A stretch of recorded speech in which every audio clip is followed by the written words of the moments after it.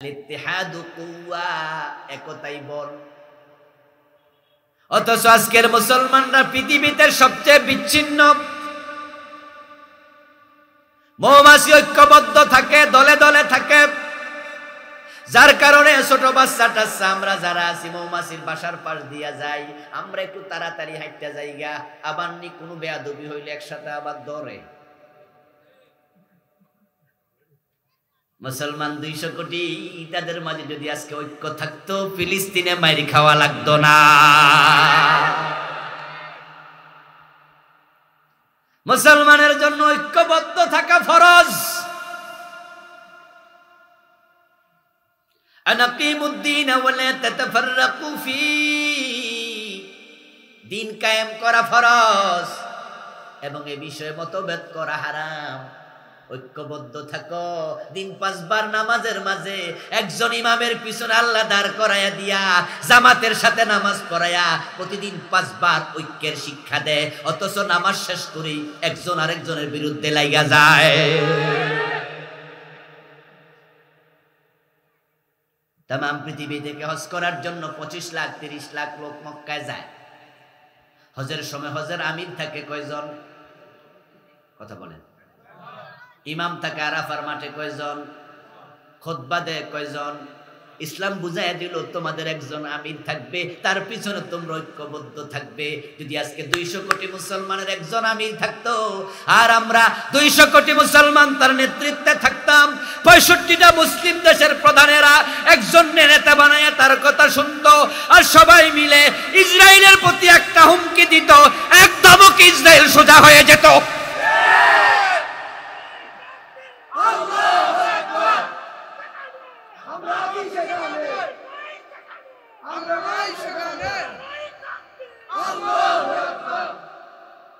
আমার প্রিয় ভাইরা, আপনারা সবাই জানেন যে মুসলমান 200 কোটি, দেশ আছে 65, নেতার অভাব নাই, রাষ্ট্রপ্রধান 65 জন, কিন্তু তারা একজনের নেতৃত্বে চলতে এখন পর্যন্ত রাজি হতে পারে নাই। কেউ কারোরে মানে না। কি আশ্চর্য মানুষ! এই একতা না থাকার কারণে আজকে আমরা দুনিয়ার দেশে দেশে মাইর খাই। কয়দিন আগে আপনার মায়ানমারে মুসলমানদেরকে কচুর মতো কাটাকাটি কইরা তারপরে মায়ানমার থেকে উচ্ছেদ করলো। বাংলাদেশে 13-14 লাখ ওখিয়া সীমান্তে কক্সবাজার আইসা কোন রকমে ভিক্ষুকের জীবন যাপন করছে। ইউনাইটেড নেশন ভিক্ষা পাঠায়, তারা ভিক্ষা নেয়, হাত পাইতা। আমিও গিয়েছিলাম প্রথম দিকে যখন তারা আসে সহযোগিতা করার জন্য। আমিও 2-3 বার সেখানে আলহামদুলিল্লাহ গিয়েছিলাম দেখার জন্য, সহযোগিতা করার জন্য। ওখানে গিয়ে দেখা হয়েছে অনেকের সাথে। তার মাঝে একজন পাইলাম, উনি কথা বলে চিটাঙ্গা ভাষা, মায়ানমারের লোক। বলল যে হুজুর, সেখানে আমার প্রাইভেট কার ছিল, পার্সোনাল, আমার জায়গা জমিন আছে, দোকান আছে, আমি বড় পয়সাওয়ালা মানুষ সেখানে, কিন্তু যখন গোলাগুলি শুরু হইলো কোন রকমে জান্ডা লইয়া চলে আইছি।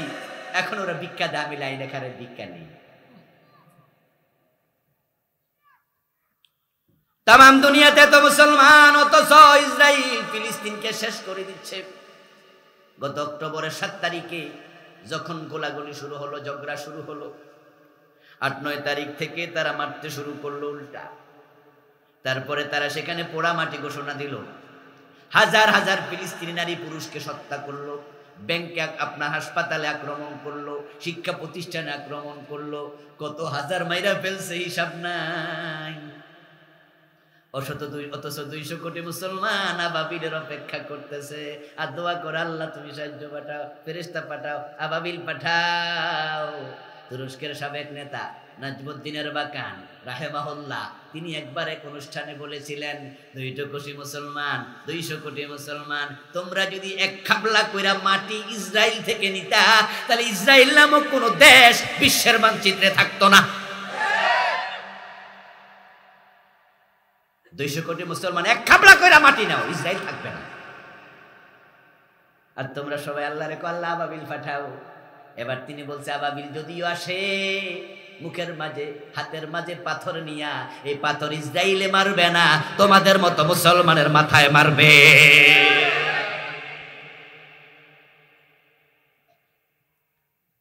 মৌমাছি ঐক্যবদ্ধ হতে পারে, তোমরা আমাদের বাংলাদেশেও তো আমরা হুজুররা সব ঐক্যবদ্ধ আছি, ঠিক না? আছি। হুজুর যদি 15 জন দল হয় 16টা, মসজিদের ইমাম আর মুয়াজ্জিন 2 জন মানুষ, এরাও 2 জন 2 পার্টি। ইমাম মুয়াজ্জিনের পিছনে লাগিয়া থাকে, মুয়াজ্জিন ইমামের পিছনে লাগিয়া থাকে। কয়দিন আগে দেখলাম ফিলিস্তিনের পক্ষে বাইতুল মোকাররমে শুক্রবারে মিছিল হলো।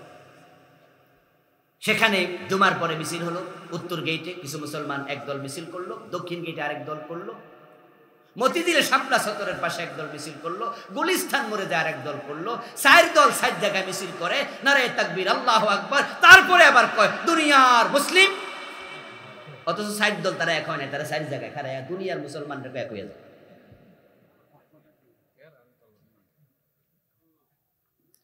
আচ্ছা, 4 দল যদি এক জায়গায় হতো তাহলে লোকে লোকারণ্য হয়ে যেত না? বিশ্ব মিডিয়া আসতো না? ইসরায়েল জানতো বাংলাদেশ নামক একটা রাষ্ট্রে এত মুসলমান, তারা ফিলিস্তিনের পক্ষে। আমেরিকা জানতো বাংলাদেশের মুসলমানরা ফিলিস্তিনের পক্ষে। কিন্তু এখন হুজুররা মিছিল করছে 4 জন 4 জায়গায় খাড়াইয়া, আলাদা হইয়া কয় দুনিয়ার মুসলিম। লিমা তাকুলুনা মা লা তাফআলুন। আসমান থেকে আল্লাহ কয়, আর সে আজিম থেকে কয় দুনিয়ার মুসলমান এক হোক না পরে, আগে তোরা এক হোক। আমার প্রিয় ভাইয়েরা, আল্লাহ তাআলা মুসলমানদেরকে এতটা দারুণ জায়গায় দিয়েছেন। পৃথিবীর নাভি হলো কাবা, পৃথিবীর মাঝখানটা হলো মধ্যপ্রাচ্য। তামাম দুনিয়ার যত খনিজ সম্পদ আছে তার 65% মুসলমানের হাতে। আপনারা বিশ্ব মানচিত্রে একটু তাকাইলে দেখবেন আমেরিকা হলো আটলান্টিকের ওপারে। আমেরিকাতে আলহামদুলিল্লাহ আমি তো কনফারেন্সে গিয়েছি 2 বারই। বাংলাদেশ থেকে যেতে বিমানে থাকা লাগে 19 ঘন্টা, আর মাঝখান দিয়ে ট্রানজিট মিলাইয়া 1.5 দিন লেগে যায়। কোথায় আমেরিকা? পৃথিবীর এক কোনায়। ওখান থেকে তারা দুনিয়া শাসন করে কেমনে? মধ্যপ্রাচ্য থেকে করোটা কি? পৃথিবীর মাঝখান তো কাবা, এবং মুসলিম দেশগুলো দেখবেন পাশাপাশি। এখানে সৌদি আরব, তার পাশে দুবাই, তার পাশে কাতার, তার পাশে ইয়ামান, তার পাশে সিরিয়া, তার পাশে বাহরাইন, সবগুলো এক জায়গায় না? এবং বাংলাদেশের মাটির নিচ খুললে পাওয়া যায় পানি, সৌদি আরব দুবাইতে মাটির নিচ খুললে পাওয়া যায় তেল, স্বর্ণের খনি। এই যে আমেরিকা বিমানে চড়ে আইসা, তারা রণতরী পাঠাইছে বিমানে চড়ে আইসা আমাদের ইরাকে বোমা মারলো, আমাদের আফগানিস্তানকে আমেরিকা বিমানে কই আইসা বোমা মারলো। ওই বিমানে চড়ার তেল কই পাইলো? মুসলমানরা যদি আগামীকাল এক হয়ে যায় আর তারা 65 রাষ্ট্র এক হইয়া বলে ও আমেরিকা মুসলমান মানলে আর তেল দেব না, শুধু একটা হুমকি দিলে সোজা হয়ে যাবে। মুসলমান তেল দেয়া বন্ধ করলে 6 মাস পরে আমেরিকার আকাশে, ইউরোপের আকাশে বিমান উঠবে না। আল্লাহ তো রিমোটটা আমাদের হাতে দিয়ে দিয়েছে। রিমোট বোঝেন তো? এই যে আমরা টেলিভিশন চালাই, রিমোট টিপ দিলে বন্ধ হয়ে যায়, রিমোট টিপ দিলে আবার চালু হয়। তেল হচ্ছে পৃথিবীর রিমোট। ট্রেন গাড়ি চলতে তেল লাগে? কথা বলে না। বিমান চলতে তেল লাগে? বিদ্যুৎ উৎপাদন করতে তেল লাগে? তেল ছাড়া বিদ্যুৎ উৎপাদন হবে না। এই পানি বিদ্যুৎ এখন কমে গেছে, কয়লা বিদ্যুৎ, পানি বিদ্যুৎ কম। তেল দিয়ে পৃথিবীর সব দেশ এখন বিদ্যুৎ বানাচ্ছে, বিশেষ করে উন্নত বিশ্ব সব তেল দিয়ে বিদ্যুৎ তৈরি করছে। তেল বন্ধ করে দাও, বিদ্যুৎ উৎপাদন হবে না। তেল বন্ধ করে দাও, ট্রেন গাড়ি চলবে না। তেল বন্ধ করে তাদের গাড়িগুলো চলবে না। সিএনজি বাংলাদেশে আছে, অন্য অন্য দেশে সিএনজি কম, সব তেলে চলে। তেল বন্ধ করে দাও, গাড়ি ঘোড়া ঘুরবে না। তেল বন্ধ করে দাও, বিমান আকাশে উঠবে না। বোমা মারবো কি দিয়া? তোমাদের কাছে মাথা নত করে নাকে খড় দিতে বাধ্য হতো। কিন্তু একথা নাই তো। এই জন্য এক দেশ কয় আমরা আমেরিকার বিরুদ্ধে আসি, আরেক দেশ তলে তলে গিয়ে সালাম দিয়ে কয় না স্যার আমরা আপনাদের পক্ষে আছি। পাশের বাড়ির সাথে যদি আপনাদের ফ্যামিলি ঝগড়া হয় আর ওই বাড়িওয়ালার সাথে তলে তলে আপনার বউ যাইয়া পাট লয়, তা আপনি ঘরে থেকে নিরাপদ না অনিরাপদ? স্বামী স্ত্রী যদি এক না হয়, পাশের বাড়িওয়ালার লগে ঝগড়া কইরা তুমি ঘরেও নিরাপদ না, বাইরে গেল মাইর খাইবা, ঘরেও খাওয়ার সম্ভাবনা।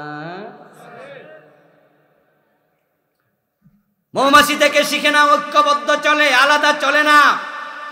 এবার মাছির দিকে তাকান, মাছি কি কোনোদিন মৌমাছির মতো একসাথে হইয়া চলছিনি? মাছি সবসময় আলাদা আলাদা থাকে, তাই সব জায়গায় থাপ্পড় খাইতে থাকে। এখন মুসলমানও আলাদা, তাই মাছির মতো মাইর খাচ্ছে তামাম বিশ্বে। আমার ভাইয়ারা, মৌমাছি বড় মুমিন প্রাণী, একমুখী প্রাণী। ময়লা থেকে নিজেকে মুক্ত রাখা এটা ঈমানের পরিচয়। এই জন্য ইসলাম আমাদের শিখাইছে আত-তাহারাতু আন-নাযাফাতু শাতরুল ঈমান নিসফুল ঈমান। পবিত্রতা হলো ঈমানের অর্ধেক, শাতরুল ঈমান। এই জন্য একজন মুমিন ব্যক্তি ঘুম থেকে যখন ওঠে, তখন তাকে ফজরের নামাজে যাওয়ার আগে পরিচ্ছন্ন হওয়া, হাত ধোয়া, মুখ ধোয়া, মাথা মাসে করা, পা ধৌত করা, ওযু করা তার জন্য নফল না ফরজ। ইসলাম আপনাকে আবশ্যক পবিত্রতা শিখাইছে। আর পবিত্রতা মৌমাছির চরিত্রের বড় একটি অংশ। অপবিত্র জায়গায় মৌমাছি বসেই না। এই মৌমাছিগুলো শুধুমাত্র ভালো জায়গায় যায়। এবার মৌ শব্দ বাদ দিয়া দেখেন, মৌ বাদ দিলে থাকবে শুধু মাছি। আপনি আবার মাছির দিকে তাকান, এই মাছি হলো মুনাফেক প্রাণী। এটা মিষ্টি দোকানেও আছে, আবার টয়লেটের মাঝেও আছে, দুই জায়গায় একসাথে বসে। ঠিক আমাদের সমাজে শুধু মসজিদে যায়, মাদ্রাসায় যায়, মাহফিলে যায়, সিনেমা হলে যায় না, সুদী ব্যাংকে যায় না। একমুখী কিছু মুসলমান আছে না নাই? আবার মাহফিলেও যায়, মমতাজ বেগমের গানেও যায়। এই জাতীয় মাছি টাইপের মুনাফেক মুসলমানও আছে না নাই? আমার বন্ধু, এজন্যই মৌমাছি হলো নন্দিত আর মাছি হলো নিন্দিত। মৌমাছি একমুখী প্রাণী, অপবিত্র জায়গায় যায় না। তাই তামাম দুনিয়ার সব দেশের মানুষ মৌমাছিকে ভালোবাসে, লালন করে, পালন করে। যদি কোনো ঘরের ভিতরে মৌমাছি ভুলে ঢুকে যায়, আর বাচ্চা মানুষেরা লাঠি লইয়া পিটাইতে যায়, ঝাড়ু নিয়া বাড়ি দিতে যায়, তখন ঘরের মহিলারাও বলে, এই মৌমাছি মারিস না, জানালা খুইলা দে, চলে যাক। নিজের ঘরের পাশে মৌমাছির চাক যদি এসে বসে, তাহলে বাড়িওয়ালা আল্লাহর কাছে দোয়া করে, আল্লাহ যেন না যায়, যেন আমার এখানে থাক। ঠিক না? সবাই ভালোবাসে, যত্ন করে, লালন করে, পালন করে। আর তাকায় দেখো মাছির দিকে, সে ময়লায়ও বসে, মধু দোকানেও বসে, মিষ্টি দোকানেও বসে। দুই জায়গায় যাওয়ার কারণে ওই মাছি এতটা নিন্দিত, যেখানে যায় কপালে থাপ্পড় ছাড়া আর কিচ্ছু জোটে না।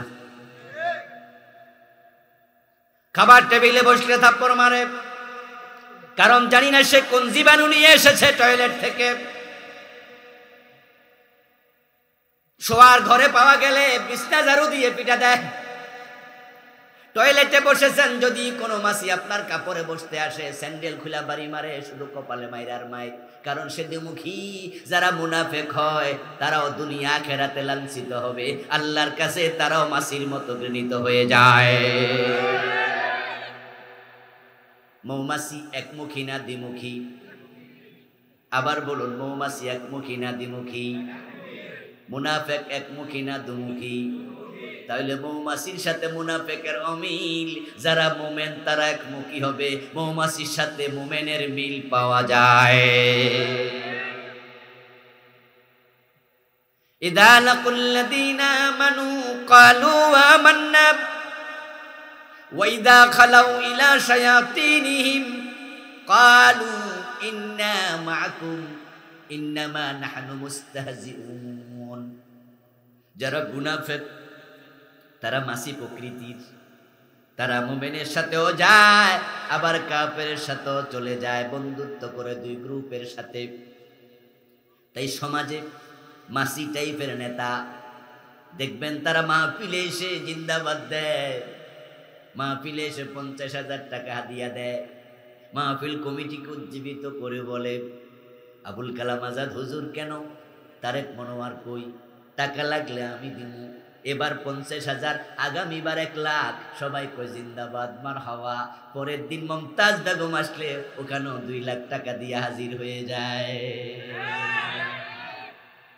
ওখানে যাই কয় রুনা লায়লা কই, কয় স্যার বাজেট বেশি, কয় আমি আসি না 3 লাখ দিয়ে। এই জাতীয় নেতা সমাজে আছে না নাই? আপনি মাহফিলও আছেন, আপনি আবার গানে আছেন, আপনি মাহফিলে আছেন, মসজিদে আছেন, আপনি আবার সিনেমা হলে আছেন। এই চরিত্র আপনার হতে পারে না, এটা মাসির চরিত্র, আপনি নিন্দিত হয়ে যাবেন।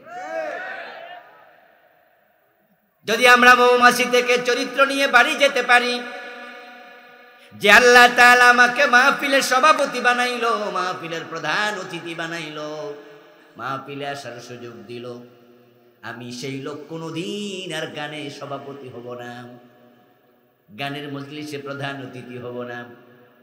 যদি মুসলমানেরা সিদ্ধান্ত নিতে পারত, এলাকার যে যুবকেরা গানের আয়োজন করে তারা সভাপতি বানানোর মতো নেতায় খুঁজে পাইত না।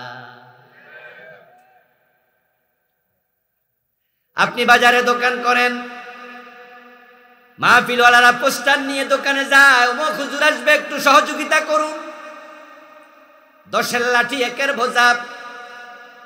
ইসলামের ভালো কাজের জন্য সহযোগিতা খারাপ নয়। তাআওয়ানু আলাল বিররি ওয়াত তাকওয়া, যেই কোনো ভালো কাজে সহযোগিতা করো, এটা আল্লাহর অর্ডার। একজনে একাই বড় কারো কাজ সম্পাদন করতে পারে না, এটা কঠিন। এই জন্য বাংলা তো প্রবাদ বাইর হয়ে গেছে, প্রবাদ বানাইছে 10 মিলে করি কাজ, হার জিতে নাহি লাজ। আমার রাসূল নিজেও তাবুকের যুদ্ধে যাওয়ার আগে ঘোষণা করেছে, যুদ্ধে যাব, দেখি কে কি দান করো, আল্লাহর দ্বীনের জন্য বেশি বেশি সাহায্য করো। রাসূলের সাহাবারা সেদিন এত বেশি দিয়েছেন, আবু বকর তো ঘরের মাঝে পুরা লুঙ্গিটাও রাখে নাই। ভালো কাজে সাহায্য করা, সবাই মিলে করা, অসুবিধা নাই, এটা ভালো কাজ। আবু বকর সিদ্দিক সেদিন সব দিয়ে দিয়েছিলেন। রাসূলুল্লাহ সাল্লাল্লাহু আলাইহি ওয়াসাল্লাম জিজ্ঞাসা করেছিলেন, মা আবকাইতা লি হালিকা ইয়া আবা বকর, ও আবু বকর, পরিবারের জন্য আজকে কি রেখে এসেছেন? আপনার পোটলার ভিতরে গটি বাটি লুঙ্গি, পুরান লুঙ্গি, তেনা গামছা সব তো নিয়ে আসলেন, পরিবারে কি আছে? আবু বকর সেদিন জবাব দিয়েছিলেন, আবকাইতুল্লাহ ওয়া রাসূলাহু লিহালি, আমার পরিবারের জন্য আল্লাহ এবং রাসূলকে রেখে এসেছি। আপনার দোকানে মাহফিলের লিফলেট নিয়ে লোকেরা যাবে, চাঁদা কালেকশন করবে, আপনার দান বাক্স থেকে, আপনার বক্স থেকে, আপনার ক্যাশ থেকে, আপনার পকেট থেকে আপনি মাহফিলের জন্য টাকা দিলেন। কিছুক্ষণ পর আবার আরেক দল গেল, আমাদের এলাকায় যাত্রা প্যান্ডেল হবে, গান হবে, আপনি টাকা দেন, আপনি হয়ে গেলেন দ্বিমুখী। আপনার ক্যাশকে, আপনার পকেটকে আপনি দ্বিমুখী বানাবেন না, আপনি ঘোষণা দিয়ে দেবেন, আমি মাহফিলে টাকা দেই, আমি গানে টাকা দেই না। আর যদি আপনি মনে করেন টাকা যেহেতু কামাই দেই না, মাহফিল লাইছে হেরেও দিলাম 100, গানও লাইছে হেরেও দিলাম 100, আপনি মৌমাছি না মাছি? আপনি 2 জায়গায় বললেন, প্রস্রাবখানাও বললেন, মিষ্টি দোকানও ফুলেও বললেন।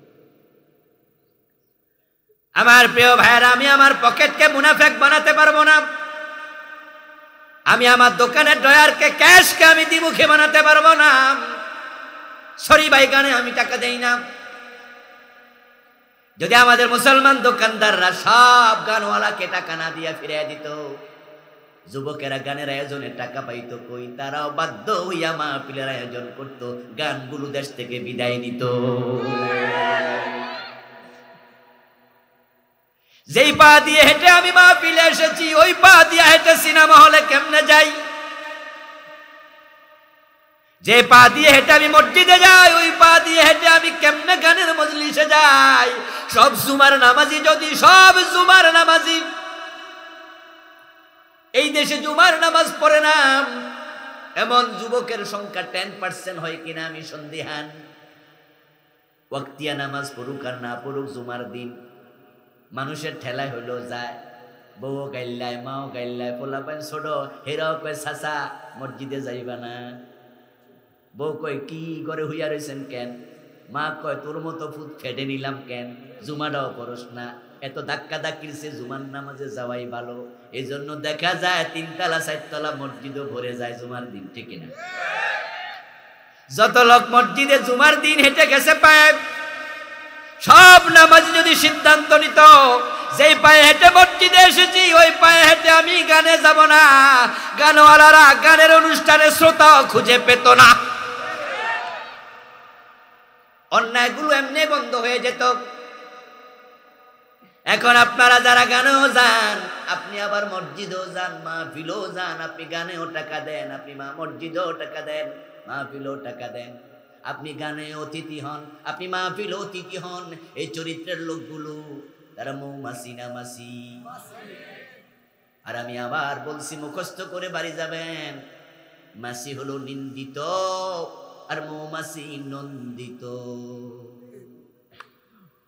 আল্লাহর কাছে যদি আপনি নিন্দিত হতে চান তাহলে মাছি হইয়া যান, আর নন্দিত হতে চান মৌমাছি চরিত্র অর্জন করবেন, একমুখী হব, আমরা মুনাফিক হব না। রাজি আছেন না নাই? কি চমৎকার চরিত্র, কি চমৎকার চরিত্র।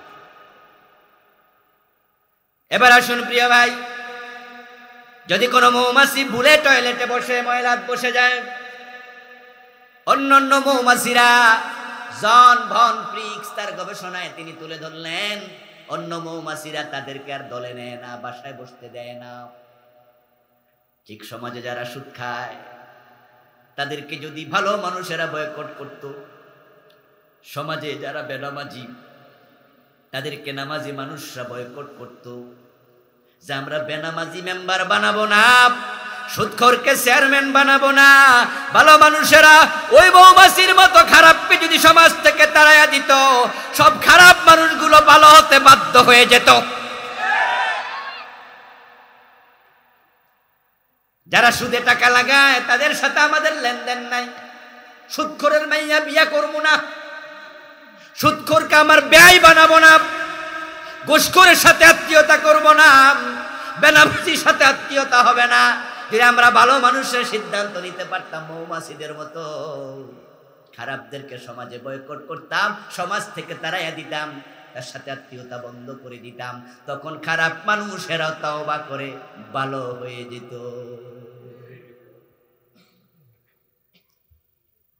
সিনেমা জগতে হাত ফাঁকা লাগবে, সিনেমা জগতে যে সমস্ত নারী পুরুষ অভিনয় করে, সিনেমা আপনারা চান না, না চাওয়া ভালো, আমিও চাই না, আলহামদুলিল্লাহ। কিন্তু সিনেমা সম্পর্কে আমাদের তো জানা আছে, সিনেমার পোস্টার আছে, সিনেমা শুনি, সিনেমা পত্রিকায় আসে। সিনেমা কি? সিনেমা হলো সেখানে নারী পুরুষ তারা অভিনয় করে, ডলাডলি কিলাকিলি করে, বেড়া বেড়িতে কান্দে লইয়া নাচে। এগুলো যে করে ওদের কি মা বাবা নাই? যে সমস্ত মেয়ে আরেক বেড়ার কোলে উঠা নাচতেছে, ঘোরাঘুরি করতেছে, মেয়ের কি স্বামী নাই? অনেকগুলা তো বিবাহিত, মা আছে, বাবা আছে, স্বামী আছে, ভাই আছে। আর যেগুলো অবিবাহিত তারাও তো কয়দিন পরে বিয়ে করে। মৌমাছির চরিত্র যদি হতো তাহলে বাবা মেয়েকে ঘোষণা দিত, তুই যদি এ জাতীয় কাজ করস তুই আমার পরিবারে জায়গা নাই, ঠিক কিনা?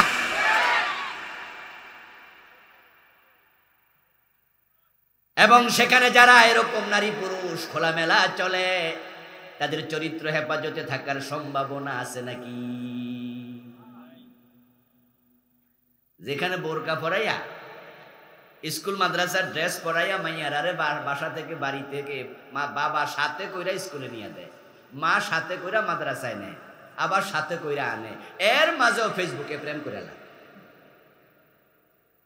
এত গার্ড, দারোয়ানের মতো গার্ড দিয়েও সোজা রাখতে পারে না, চরিত্র নষ্ট হইয়া যায়, প্রেম কইরা যায়, পলাইয়া চলে যায়। আর যেখানে আরেক বাবা তার মাইয়ারে ছাইয়া দিছে, আরেক বেলার কোলে উঠটা নাচতাছে, এটা চরিত্র ঠিক থাকবো? সিনেমার জগতে, নাটকের জগতে যারা আছে অভিনয়কারী নারী পুরুষ, ওদের মাঝে 100% চরিত্রহীন, 100। ওখানে যদি কেউ বলে সিনেমার জগতে যাইয়াও যে আমার চরিত্র ঠিক, তাহলে তুই হিজড়া।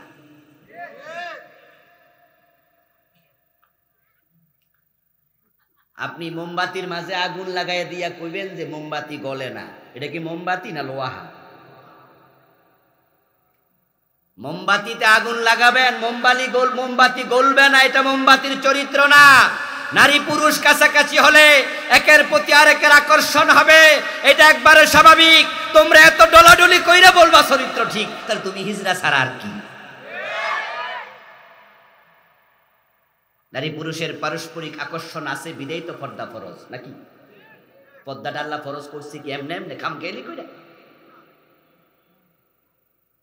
এবার বলুন তো ভাইয়ারা, যেখানে আমি বললাম 100 জনের মাঝে 100 জন চরিত্রহীন, ওই সিনেমার জগতে অবিবাহিতা নারী, এখনো বিয়ের বয়স হয় নাই, এই বয়সে বাবা নাটক অভিনয় দিয়া দিছে, বাবা নিজে নাচ শিখায়, মাস্টার রাইখা, এমন বাবাও আছে না নাই? হতবাকা বাবা নিজের মেয়েটাকে গানের স্কুলে দিয়া গান শিখায়, নাচের টিচার রাইখা নাচ শিখায়, বাড়িতে টিচার রাইখাই না সারে গামা পা শিখায়, এমন বাবা আছে না? এগুলো হতবাকা বাবা। এবং অনুষ্ঠানে যেখানে শুটিং হয়, শুটিং স্পটে বাবা নিজে মোটরসাইকেলে চড়াইয়া পিছনে বসাইয়া অথবা প্রাইভেট কারে পাশের সিটে বসাইয়া নিজের মেয়েটাকে নেয়, ওখানে সে অভিনয় করে।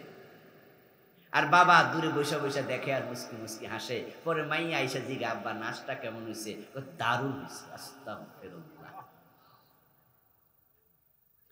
আচ্ছা, যেই মেয়েরা অভিনয় করলো, যেই ছেলেগুলো অভিনয় করলো, অবিবাহিত, এখনো বিয়ে হয় নাই, আমাদের সমাজ যদি জানতো, সমাজ যদি আজকে মৌমাছির চরিত্র অর্জন করতে পারত, যে এই জাতীয় মেয়েকে তো বিয়ে করা যাবে না, যেই মেয়ে সিনেমা অভিনয় করে, নাটক অভিনয় করে, চরিত্র ঠিক থাকবে না আর তাদের বিয়ে হবে না, এটাই যদি ভাবতো, হাজার হাজার মেয়ে সিনেমা নাটক অভিনয় করতে রাজি হতো না। বলতো ওখানে গেলে তো বিয়েই হইব না। আর যে মেয়েটা বিবাহের পর অভিনয় করছে, ওই মেয়ের পেটে বাচ্চা হয়, তারও সংসার হয়। এখন যদি সমাজ মৌমাছির চরিত্র অর্জন করতো আর ভাবতো, যেই বেটি আরেক বেটার লগে ডলাডলি ঘষাঘষি করে, ওই বেটির পেটের বাচ্চা যে কোত্থেকে আইছে আল্লাহ জানে, ঠিক কিনা? বেপর্দা নারীর বাচ্চা তার আসল স্বামীর কিনা বুঝবো ডাকে। যেখানে পর্দার ভিতরে রেখেই পরকীয়ার জ্বালায় মানুষ অস্থির, নাকি? যেখানে আপনাদের, আমাদের মায়েরা, আমাদের বোনেরা, আমাদের বউয়েরা তারা পর্দায় থাকে, বোরকা পরে পর্যন্ত তারা বাজারে যায়, বোরকা পরে হাসপাতালে যায়, ঘর থেকে বের হলেই বোরকা পরে, এরপরও ফরকিয়া জড়াইয়া যায়। আর আপনি আরেকবার লাগে ঘষাঘষি কইরা পেটের বাচ্চা আইসে করতে আল্লাহ না জানে কেমনি কি।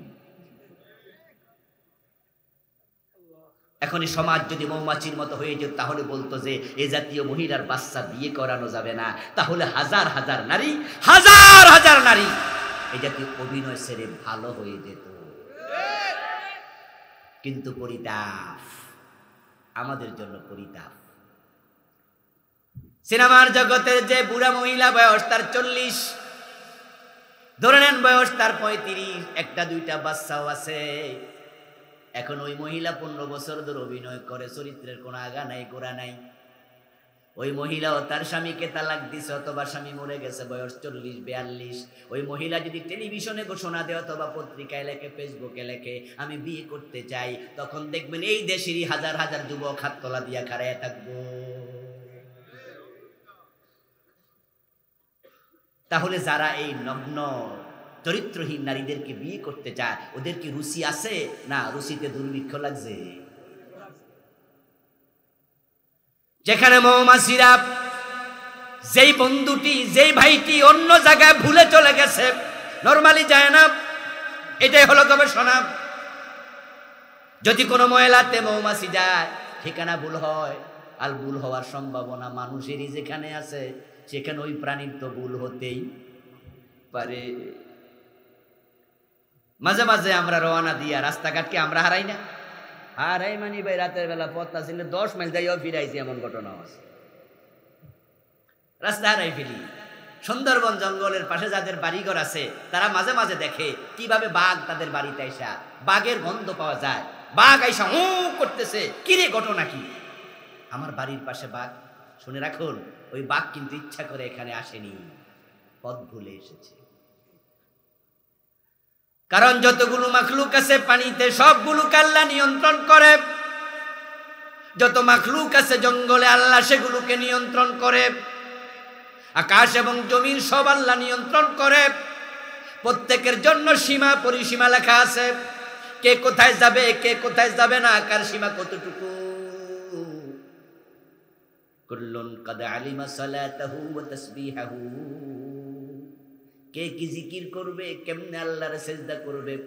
আলাম তারা আন্নাল্লাহা ইয়াসজুদু লাহু মান ফিস সামাওয়াতি ওয়াল আরদি, সব মাখলুক আল্লাহর তাসবিহ করে। সাব্বাহা লিল্লাহি মা ফিস সামাওয়াতি ওয়াল আরদ, সব মাখলুক আল্লাহকে সিজদা করে। কে কেমনে কি কাজ করবে সবাইরে শিখাইয়া দিছে কে। তাই বাঘ সুন্দরবনে কোন কোন সীমানায় যাবে আল্লাহ তাদেরকে সেটাও শিখাইছে। যদি এটা না শিখাইয়া দিত সুন্দরবনের বাঘের জ্বালায় আমাদের বাগের হাট জেলার লোকেরা বসবাসী করতে পারত না। এখানে সুন্দরবনে গেছেন এমন কেউ কি আছেন? একটু হাত তোলা দেন তো দেখি। আচ্ছা আছে, মাশাআল্লাহ অনেকে আছে। আচ্ছা সুন্দরবনের চারপাশে কি জেলখানার ওয়ালের মতো বাউন্ডারি ওয়াল আছে নাকি? আছে? খোলামেলা খোলামেলা। তাইলে বাঘ তো প্রতিদিনই আসার কথা ছিল, কিন্তু 6 মাসও তো একবার আসে না। কারণ বাঘেরা জানে কোথায় যেতে হবে, তাদেরও সীমা দিয়েছে কে। তো দুই একটা যে আসে এটা হলো পথ ভুলে। ওই মৌমাছি যে যায় ময়লা সচরাচর যাবে না, পথ ভুলে। মালদ্বীপে আপনার বেড়াতে গেলাম, গিয়ে তারপরে মালে থেকে লঞ্চ টাইপের ছোট ছোট নৌযান আছে, 20 বছর জন করে করে বিভিন্ন রিসোর্টে নিয়ে যায়, সাগরের ভিতরে আছে, দেখায় ঘুরায়া। তা আমরাও ঘুরতে চলে গেলাম কয়েক ঘন্টার পথ ভারত মহাসাগরের পেটের ভিতরে। আর আপনারা জানি থাকবেন যে মালদ্বীপ দ্বীপের রাষ্ট্র, সেখানে 1000-এর উপরে দ্বীপ নিয়ে একটা দেশ, ছোট ছোট দ্বীপ। যেটা রাজধানী মালে সেটাও ছোট্ট, বেশি বড় নয়, একটা দ্বীপ। তো ঘুরতে গেলাম, ওখানে আমরা 3-4 ঘন্টা থাকলাম। তো সেখানে সাগরের মাঝে নৌকা চড়ে চড়ে যারা টুরিস্ট তারা ঘুরতে যায়। তা আমরা যেখানে লঞ্চ থেকে নামলাম, নামার পরে সেখানে দেখি চমৎকার একটি বড় পোস্টারের মতো বানায় রাখছে, রেখে তারা টুরিস্টদেরকে নির্দেশনা দিচ্ছে সেখানে যে এই এই অঞ্চলে যাবেন না নৌকা নিয়ে। আপনারা যদি নৌকা নিয়ে ঘুরতে চান, সাগর দেখতে চান, এদিকে এদিকে ওদিকে যান, কিন্তু ওই দিকে যাবেন না। তা আমি তখন জানতে চাইলাম, আমাদের বাংলাদেশি এক ভাইকে হোটেলে গেলে পেলাম, খেতে গেলাম, পরবর্তী আমাকে দেখে দৌড়াই আসছে, হুজুর আপনি এখানে। আমি বললাম যারে সুন্দর তো, তুমি বাংলাদেশি, কথায় তো বোঝা যায়। গল্প গুজব করলাম, জিজ্ঞাসা করলাম যে ভাই এখানে লিখে দিল ওদিকে যাওয়া যাবে না, কারণটা কি? বললো এটা শার্ক এরিয়া। শার্ক মানি কি? হাঙ্গর। হাঙ্গর মানুষকে ছিপড়ায় ছিঁড়ে ছিঁড়ে খাইয়ে ফেলে বাঘের মতো। স্থলে যেমন বাঘ মারাত্মক সিংহ, সমুদ্রের মাঝে হাঙ্গর মাছ এত মারাত্মক, এক একটা দাঁত এরকম বড় বড়। বলল ওইটা শার্ক এরিয়া, ওখানে যদি আল্লাহ না করুক কোনো টুরিস্ট নৌকা থেকে পড়ে যায় তাহলে হাঙ্গর তাকে ছিঁড়ে খেয়ে ফেলবে। আমি আশ্চর্য হলাম, আচ্ছা সাগরে ওখানে কি জেলখানার বাউন্ডারির মতো ওয়াল দিয়ে রাখছে সাগরের ভিতরে আল্লাহ? ও হাঙ্গর মাছ এই ওয়ালের বাইরে যাস না, কোন ওয়াল মল আছে না সাগরের ভিতরে? তো হাঙ্গর অন্য এরিয়া যাবে না কেন? তারা লিখলো এটা হাঙ্গরের এরিয়া, ওই দিকে অসুবিধা নাই। এর মানে এই দাঁড়ালো ওখানকার লোকেরা গবেষণা করে দেখেছে হাঙ্গর তার ওই সীমানা ছেড়ে এই সীমানায় কখনো আসবে না। এতে কি বোঝা যায়? পরিচালনা করার জন্য একজন পরিচালক আছে না নাই? লাশামসু ইয়ামবাগি লাহা আন তুদরিকাল কমর ওয়ালাল লাইলু সাবিকুন নাহার। আল্লাহ বলে চাঁদ কখনো সূর্যকে ধরবে না, সূর্য চাঁদকে ধরবে না। ওয়াকুল্লুম ফি ফালাকিন ইয়াসবাহুন, সবার চলার জন্য নির্ধারিত কক্ষপথ বানাইছে কে? মৌমাছি ভুলে যদি ময়লায় বসে যায়, এই ভুলটাকেও তাদের বন্ধুরা ক্ষমা করে না। না করার কারণ ময়লায় যে বসলো তার ডানার মাঝে তার পায়ের মাঝে কিছু ময়লা তো লেগেই গেল। এখন বেটা যদি মৌসাকে বসে, আমরা যে 20,000 থেকে 80,000 তার বেশি, কমপক্ষে 20,000 মৌমাছি থাকে এক একটা চাকে। ওই ভন ফ্রিক্স সাহেব বলছে উনার গবেষণা থেকে 20 থেকে 80,000 নরমাল স্ট্যান্ডার্ড মানের মৌমাছি একটাতে থাকে। 1 কেজি মধু সংগ্রহ করতে 1100 মৌমাছি, হাজার হাজার ফুল, 80,000-এর চেয়ে বেশি ফুলে যায়। দীর্ঘদিন লাগাইয়া মৌচাকে মধু জমায়।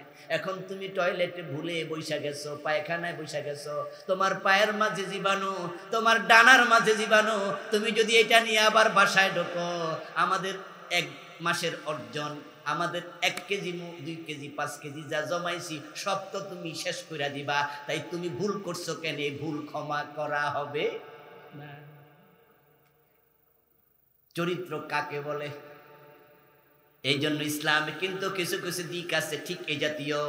যেমন বিবাহিত লোক জেনা করলে ইসলাম বলে পাথর মেরে হত্যা করো, চুরি করলে বলে হাত কেটে দাও, কেউ কাউকে হত্যা করলে বলে তাকে কেসাস নিয়ে হত্যা করো। কিছু কিছু বিষয় ওই মৌমাছির চরিত্রের মতো স্ট্রং আইন ইসলামেও আছে না নাই? মদ পান করেছো, ক্ষমা নাই, 80 বেত তোমাকে খেতেই হবে। ভুলে খাইলেও ক্ষমা নাই যদি পাবলিক দেখে ফেলে। যেমন আবু শাহামা ভুলে খেয়েছিল। ওমরের ছেলে আবু শাহামার মদ পানটা কিন্তু ইচ্ছাকৃত ছিল না, বরং তিনি মিশর অঞ্চলে যুদ্ধ করতে গিয়েছিলেন। ওমর যখন প্রেসিডেন্ট, মুসলিম মুজাহিদের সাথে আবু শাহামা গিয়েছে। যুদ্ধ চলাকালে পিপাসা লেগেছে, পানি পান করার জন্য তাঁবুতে এসেছে। তাঁবুতে এসে দেখেন বালতির মাঝে, বলের মাঝে ভিজানো কিছু খেজুর। খেজুর যদি 2 দিন 3 দিন ভিজে, 4 দিন 5 দিন ভিজে একটু লালিমা তৈরি হয়। এটা খেতে খেতে মিষ্টি লাগে, মজাই লাগে। তার নাম হলো নবীজ। নবীজ পান করা হালাল। কিন্তু যদি আরো বেশি দিন, 5 দিন 7 দিন 10 দিন 20 দিন ভিজা থাকে, তাহলে সেটার মাঝে মাদকতা এসে যায়। হাত্তা গালা ওয়াস্তাদ্দা ফাসারা খামরা ফাহুয়া হারামুন ওয়ালাউ কাতরাতান। খেজুর থেকে মদ হয়, আঙ্গুর থেকে মদ হয়, জব থেকে মদ হয়, গম থেকে মদ হয়। আর বাংলাদেশের লোকেরা ফান্তাবাদ দিয়ে বানায়, কারণ গরিব মদ খাই না তো, এই জন্য ফান্তাবাদ পচাইয়া মদ বানায়। আবু শাহামা এসে দেখেন বলতির মাঝে, বলের মাঝে খেজুর বিজানো। যুদ্ধ তো চলছে, এটা ফরক করতো, ফেনা উঠেছে, গাঢ় হয়ে গেছে, তাহলে এটা মাদক, খাওয়া হারাম, 1 ফোঁটাও খাওয়া যাবে না। কিন্তু মাদক খাওয়ার আগে নবীজ পাতলা থাকবে, একটু হালকা মিষ্টি খাওয়া জায়েজ। এখন উমি তাড়াতাড়ি করতে যাইয়া খাইয়া লাইছে, অথচ এটা মাদক হয়ে গিয়েছিল। উনার টের পায় নাই, উনি খাওয়ার সময় বোঝে নাই। এখন যে মদ খায় কিছুক্ষণ পরে মাতলামি শুরু করবে। যখন সে মাতাল হয়, সুস্থ হওয়ার আগে বুঝবেই না মাতলামির সময় কি করেছে। বুঝবে? মাতাল কি বোঝে? সে কি বলে? যারা ঘুমে নাক ডাকে এরা কি টের পায়? ঘুমে যে নাক ডাকে, আপনার পাশে শোয়া নাক ডাকতেছে গরুর মতো, আর আপনি বিরক্ত হইয়া করেন, কি শুরু করছো? ওইটা কব কি করছি? কিচ্ছু করছি। কারণ বেড়া সজাগ হওয়ার পরে কি নাক ডাকছে? সেজন্য আপনি যদি মোবাইলে রেকর্ড করে রাখেন তাহলে প্রমাণ করতে পারবেন যে নাক ডাকছে, আর নয় আপনি মিথ্যাবাদী হয়ে যাবেন। আবু শাহামা মতলামি করলো, লোকজন দেখে ফেললো। তারপরে হুঁশ হওয়ার পরে বললো, ওমরের ছেলে আবু শাহামা, কামডা করলা কি? তুমি মদ পান করে মাতলামি করলা, যুদ্ধের মাঠে সেটা করছো কি? মদ খাওয়া হারাম, হারাম কাজ কেমনে করলা? আবু শাহামা বললো, আমি তো জানতাম না এটা যে মদ, নবীজ মনে করেছি, কিন্তু সাক্ষী হয়ে গেছে অনেকে, এখন জানতাম না এ কথার কোনো মূল্য নেই। সবাই তো দেখে ফেলেছে, যুদ্ধ শেষ। ওই এলাকার যিনি গভর্নর, তিনি ছিলেন রাসূলের সাহাবী আমর ইবনুল আস রাদিয়াল্লাহু তাআলা আনহু। লোকেরা মদিনায় চলে গেল যুদ্ধের পর, আর আবু শাহামা চলে গেলেন গভর্নরের কাছে। আবু শাহামা আমর ইবনুল আসের কাছে গিয়ে বললেন, চাচা, আমি তো অপরাধ করে ফেলেছি। ইসলামের বিধান হলো মদ খাইলে 80 বেত। আমি মদিনায় গেলে আমার বাবা তো আমার 80 বেত দিব। এই জন্য আমি চাইছি এই মাইটটা আমনের হাতে খাইয়ে যাইগা, ঝামেলা এখানে শেষ হয়ে যাক। আর কাফফারা যদি হয়ে যায় অপরাধ তখন কমে যায়। অপরাধীর চেহারা নিয়ে বাবার সামনে হাজির হব কেমনে? ওনার কথা মতো আমর ইবনুল আস 80 বেত্রাঘাত করলেন। মদিনায় খবর চলে গেল ওমরের কান পর্যন্ত। হযরত আবু শামা যখন ফিরলেন মদিনায়, ওমর তখন বললেন, শুনলাম তুমি নাকি মদ খাইয়া যুদ্ধের মাঠে মাতলামি করছো।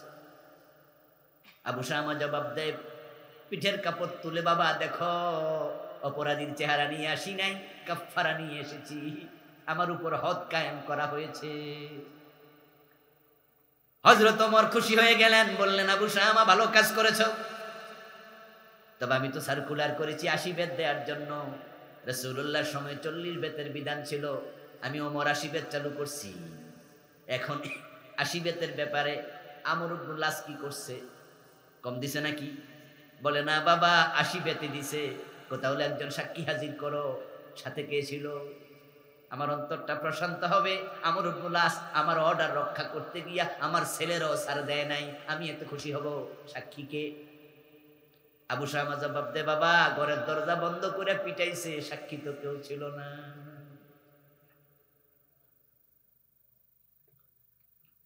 হযরত ওমর রাদিয়াল্লাহু তাআলা আনহু বললেন, তাই নাকি? তাহলে তোমার বিচার তো বাতিল। সাথে সাথে চিঠি লিখলেন, আমর ইবনুল আস মদিনায় আসো। আমর ইবনুল আস রাদিয়াল্লাহু তাআলা আনহু মদিনায় আসলেন। হযরত ওমর আমর ইবনুল আস রাদিয়াল্লাহু তাআলা আনহুকে ডাকলেন। ডেকে তিনি বললেন, এ মিয়া, তুমি তাকে যখন পিটাইছো ঘরের দরজা বন্ধ করছো কেন? আল্লাহর নবী ঘরের দরজা বন্ধ করে তো কোনো হদ কায়েম করতেন না। এবং আল্লাহ তো বলছে, ওয়ালিয়াশহাদ আযাবাহুমা তাইফাতুম মিনাল মুমিনিন। সূরা নূরে বলছে, জেনা করলে 100 বেত লাগাইবা এবং সেটা মানুষের সামনে পিটাইবা। ওয়ালিয়াশহাদ, যেন দেখে, আযাবাহুমা, তাদের শাস্তি, তাইফাতুম মিনাল মুমিনিন, মুমিনদের একদল লোক। এটা হিকমা। হিকমাটা হলো অপরাধী মাইর খেয়া সোজা হবে, আর যারা অপরাধ করে নাই তারা মায়ের দেখা অন্যায় ছেড়ে দেবে। তুমি ঘরের দরজা বন্ধ করলা কেন? আমর ইবনুল আস বলেন, আমিরুল মুমিনিন, ঘরের দরজা বন্ধ করে কাউকে তো আমি শাস্তি দেই না। তবে আপনার ছেলে, এই কথাটা আমার বারবার মনে পড়ে গেছে। কেমনে মানুষের সামনে পিটাই, আপনার কথা মনে হওয়াতে দরজা বন্ধ করেছি। আল্লাহর কসম, একটা বেত কম দেই নাই। ওমর তখন বললেন, অপরাধীর কোনো পিতৃ পরিচয় থাকে না। অপরাধী অপরাধী। আল্লাহর নবীর সিস্টেম লঙ্ঘন করেছ, তোমার বিচার বাতিল। আবার নতুন করে 80 বেত দিতে হবে। নতুন করে 80 বেত দেয়া হলো, আগের বিচার বাতিল। এই শাস্তি তিনি সহ্য করতে পারেননি, কিছুদিন পর ইন্তেকাল করলেন। কবি নজরুল চমৎকার ভাবে বলেছেন, মদ্যপানের অপরাধে প্রিয় পুত্রকে নিজ করে মেরেছ দোররা, মরেছে পুত্র তোমারই চোখের পরে। আবু শামার অসুস্থ অবস্থায় হযরত ওমর আবু শামার কাছে গেলেন। ছেলে অসুস্থ, অপরাধী হোক তো শাস্তি পেয়েছে। মাথায় হাত রেখে জিজ্ঞাসা করলেন, কাইফা আনতা ইয়া বুনাইয়া, ও কলিজার টুকরা ছেলে, কেমন আছো? আবু শামা জবাব দেয়, ইয়া আবাতি তাকতুলুনি। আবু শামা বলে, বাবা আপনি তো আমারে ফিরাইয়া মাইরা লাইতাছেন, আপনার মাইর খেয়ে তো আমি অসুস্থ, জিজ্ঞাসা করতে আইছেন কেমন আছি? বেশি ভালো নেই। ওমর জবাব দেন, ইযা লাকাইতা রাব্বাক ফাখবিরহু ইন্না উমারা আকামানিল হাদ্দা। যদি মরে যাও, এই অসুস্থতা থেকে সুস্থ না হও, তাহলে আল্লাহর সাথে সাক্ষাৎ হলে বলে দিও, আমার বাবা ওমর শরীয়তের বিধানের ব্যাপারে আমারেও ছাড় দেয় নাই। ইসলামের কিছু বিধান আছে বড় শক্ত, যেটা মৌমাছিদের চরিত্রে আছে। এতে বোঝা যায় মৌমাছির চরিত্র মুমিনের সাথে মিলে, ঠিক কি না? আল্লাহর জন্য নহল দিয়া নাম রাখছে। মৌমাছির চরিত্রের একটি চমৎকার দিক হলো, মৌমাছি দল বেঁধে চলে। আপনি দেখবেন আপনাদের গাছে যদি মৌমাছির বাসা থাকে, পড়াইয়া দেন, গাছ কেটে ফেলেন, বাসাটা ভাঙিয়া দেন, দেখবেন এক একটা মৌমাছি এক এক জায়গায় যাবে না, যেখানে যায় দল বেঁধে গে নতুন বাসা বানাবে, ঠিক না? আলাদা হবে নাকি? না, তাদের একজন লিডার আছে, মৌরানী, সে সাইজে একটু বড়, সে যায় যেদিকে বাকি সবাই যাবে সেদিকে। এক দলে থাকে, এক দলে থাকে, দল বেঁধে চলা, এটা মোমেনের চরিত্র। এজন্য মোমেনদের আল্লাহ নিজে বলছেন, ওয়াতাসিমু বিহাবলিল্লাহি জামিআন ওয়ালা তাফাররাকু। তোমরা সব মুসলমান আল্লাহর কোরআনকে ঐক্যবদ্ধ হয়ে ধারণ করো। মুসলমান ঐক্যবদ্ধ থাকা মুসলমানের জন্য ফরজ।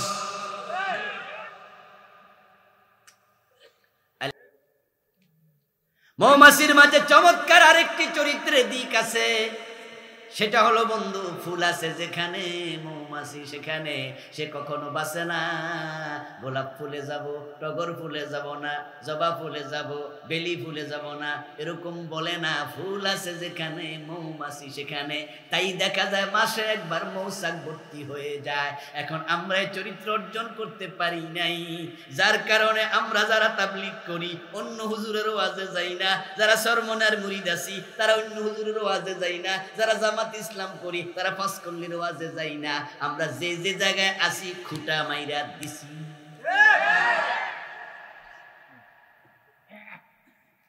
বরং মাহফিলে যদি এখান দিয়ে রাস্তা থাকে, হাইওয়ে থাকে, মাইকের আওয়াজ শুনলাম, একটু দাঁড়াতো ভাই, ব্রেক করতো গাড়িটা, হাইওয়ে দিয়ে যাচ্ছে মাহফিল রাস্তার পাশে, ব্রেক কইরা হুজুরের কণ্ঠ সুন্দর, ওয়াজও সুন্দর, দেখি আইসা দেখে যে আরে হুজুরের টুপি তো মিলে নাই। মানে যে বেটা ব্রেক করে নামছে এই বেটা ফাঁস করলি, আইসা দে আমার মতো টুপি উল্লেখ করলি, কয় না আমার দলের লোক না, লাভ নাই সর।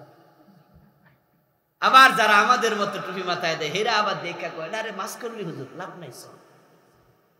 আমরা টুপি দেখে মুসলমান আলাদা হয়ে যাই, জামা দেখে আলাদা হই, চিন্তার আলাদা, চিন্তার ভিন্নতার কারণে শক্তি কমে যায়। মৌমাছির মতো হয়ে যাও, জ্ঞান আছে যেখানে, এলেম আছে যেখানে, ইসলাম আছে যেখানে, আমরাও সেখানে। তাহলে টুপি আলাদা হলো, এক হওয়ার মাঝে কোনো বৈরিতা থাকবে না, বাধা থাকবে না। আপনি টুপি দেখে আমাকে ভাববেন আলাদা করবেন কেন? আল্লাহর হাবিবের সুন্নাহ হচ্ছে মাথা ঢেকে রাখা। সুন্নাহ কি? কথা কইতেন না নাকি আমার সাথে? সুন্নাহ হলো মাথা, তিনি সবসময় টুপি মাথায় দিতেন তা নয়। শামাইলে তিরমিজি পড়ুন, পাবেন সেখানে রাসূলুল্লাহ সাল্লাল্লাহু আলাইহি সাল্লাম মাঝে মাঝে এক খণ্ড কাপড় মাথায় দিতেন। মাথায় তেল দেওয়ার কারণে কাপড়টা তেলের সাথে লেপটে যেত। তবে টুপি মাথায় দিয়েছেন এমন হাদিসও আছে। তাহলে মূল সুন্নাহ হলো মাথাটা ঢেকে রাখা। এখন ঢেকে রাখতে গিয়ে আপনি এবার যদি হুচ্চা টুপি বানান তাও তো ঢাকা হলো, পাঁচকল্লি বানান তাও ঢাকা হলো, আমার মতো বানান তাও ঢাকা হলো। যারা ওমানে থাকে ওমানের মাঝে দেখবেন সব টুপি আমার মতোই। আমার অধিকাংশ টুপি ওমান থেকে আনা, ওখানে সব মানুষ একরকম টুপি পরে। পাঞ্জাবি আমার মতো সৌদি আরবে গেলে দেখবেন সবাই লম্বা পাঞ্জাবি পরে। পাকিস্তান যাওয়ার পরে কি লম্বা পাঞ্জাবি বেশি পাওয়া যায়? সবাই কাবলি সেট। তা আপনি টুপির কারণে আলাদা করে ফেলবেন, জামার কারণে আলাদা করে ফেলবেন, এটা তো হতে পারে না। ঈমানওয়ালারা যেখানে, আমরা আছি সেখানে, কালেমার ভিত্তিতে সব মুসলমান এক হওয়া দরকার আছে না নাই? বাংলাদেশের আলেম ওলামারা যদি আজকে টুপি বাদ দিয়া, দাড়ি বাদ, আপনার পাঞ্জাবির পার্থক্য বাদ দিয়া, টুপির পার্থক্য বাদ দিয়া আমরা কালেমার ভিত্তিতে আলেমরা এক হয়ে যেতে পারতাম, জালেমদের হাতে আলেমরা মাইর খাওয়া লাগতো না। এখন যদি সরকার এই টুপিওয়ালারা মারে, পাঁচকল্লিওয়ালা কয় মারুগা আমার টুপিওয়ালা না, পাঁচকল্লিওয়ালারা মারলে এই টুপিওয়ালা কয় মারুগা আমার টুপিওয়ালা না। হুজুররা এরকম করে আলাদা হইতে হইতে আস্তে আস্তে সবাই পিঠা খাইতেছে।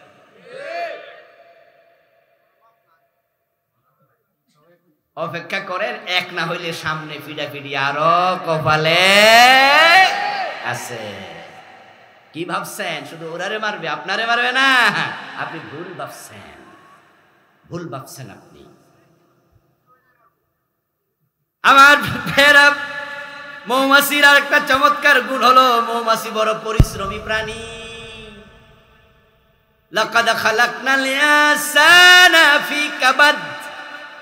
আল্লাহ বলে মানুষকে আমি পরিশ্রমী কইরা বানাইছি। আমার বন্ধু কাজ অলসতা ভালো নয়, অলসতা ভালো নয়। ইসলাম কাজ করতে শিখাইছে। ফাইদা কুদিয়াতিস সালাতু ফান্তাশিরু ফিল আরদি ওয়াবতাগু মিন ফাদলিল্লাহ। আজান হইছে, মসজিদে গেছো, নামাজ শেষে আবার জমিনে ছড়ায়া পড়ো, কাজ করো। নবী মুহাম্মদুর রাসূলুল্লাহ ব্যবসা করেছে, হযরত দাউদ আলাইহিস সালাম কামারগিরি করেছে, লোহা দিয়া উনি খন্তা দা কুড়াল তলোয়ার বানাইছে। আল্লাহর কোন কোন নবী মাছ চাষ করছে, মাছের ব্যবসা করছে, কোন নবী সুতার কাজ করছে, কোন নবী জামার টেইলার ছিল। এক এক নবী এক এক পরিশ্রম করেছে, কাজ করেছে। মৌমাছির মাঝে আছে পরিশ্রম করার একটা চমৎকার গুণ। এক একটা মৌমাছি উঠতে শুরু করলে একাধারে 20 মাইল পর্যন্ত উড়ে, এর মাঝে কয়েকশো ফুলের মাঝে ঢু মারে। এই জন্য ছোটকালে কবিতাও পড়েছেন, মৌমাছি মৌমাছি কোথা যাও নাচি নাচি, দাঁড়াও না একবার ভাই, ওই ফুল ফুটে বনে যাই মধু আহরণে, দাঁড়াবার সময় তো নেই। আরে যে কবিতা লেখছে দারুণ। ওইবারে 1973 সালে এই গবেষণা করে এটা বের করছে যে কয় মাইল পর্যন্ত দৌড়ায়, শুধু ফুলের পরে ফুল, শুধু দৌড়াতে থাকে। এখন আমাদের দেশে মানুষ পরিশ্রমের ব্যাপারে খুবই গাফেল, চান্স পাইলে ফাঁকিবাজি করে।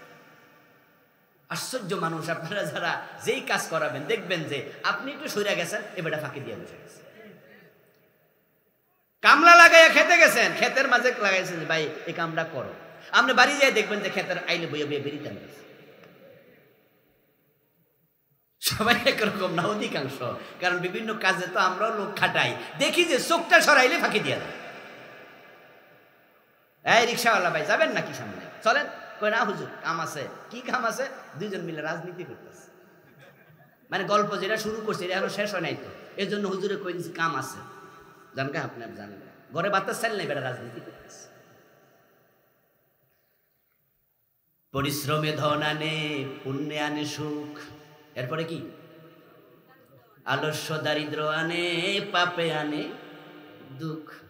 এগুলো আসলে যারা এই কবিতাগুলো বানাইছে বুদ্ধিমানরাই বানাইছে। আপনি যদি ধনী হতে চান পরিশ্রমী হন, কাজের মাঝে আল্লাহ বারাকা দিয়েছে। দ্বিতীয় বিশ্বযুদ্ধের সময় জাপানের হিরোশিমা নাগাসাকি কিভাবে তারা শেষ করে দিয়েছে। ফ্যাটম্যান লিটল বয় বোমা বিস্ফোরণ করে দুইটা শহরের হাজার হাজার মানুষকে একসাথে মেরে ফেলেছে। জাপানে আজকে 100 বছরের কাছাকাছি হয়ে গেল, 43 সন থেকে শুরু করে আজকের এই দিন পর্যন্ত 45 থেকে। দেখেন আপনি লক্ষ্য করে, সেখানে ওই হিরোশিমার বোমার প্রভাবে এখনো মায়েদের পেট থেকে পঙ্গু সন্তান জন্ম। পরমাণু অস্ত্রের প্রভাব কত খারাপ। এবার বলুন তো, বিধ্বস্ত জাপান গরিব দেশ না ধনী দেশ? কেন ধনী হলো? সবাই পরিশ্রম। জাপানিরা তারা পরিশ্রম করে, পোলাপান স্কুল কলেজে পড়ে, লেখাপড়া যদি না থাকে অবসর সময় পায়, তারা সেখানে বিভিন্ন কম্পিউটারে এটা বানায় ওটা বানায়, তারা বিভিন্ন কি বানায় আপনার গ্রুপে কাজ করে, মেশিন বানায়, তারা ঘড়ি বানায়। আর বাংলাদেশে এখন সিলেবাস বানাইছে অবসর টাইমে গোলালু ভর্তা বানায়।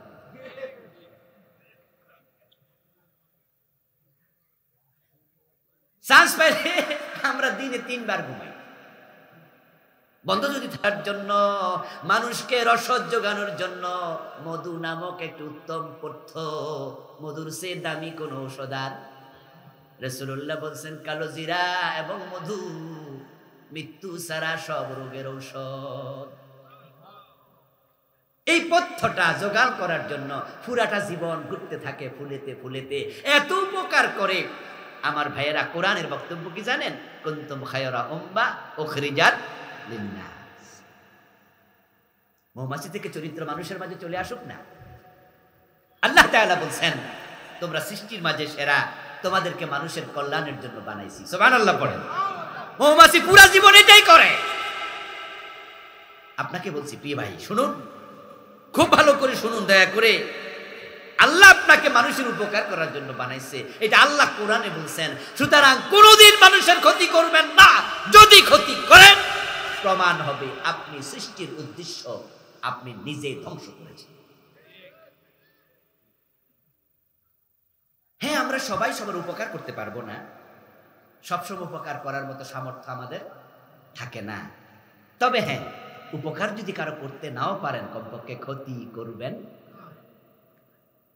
আপনার কারণে যেন কারো চাকরি না যায়, মনে রাখবেন।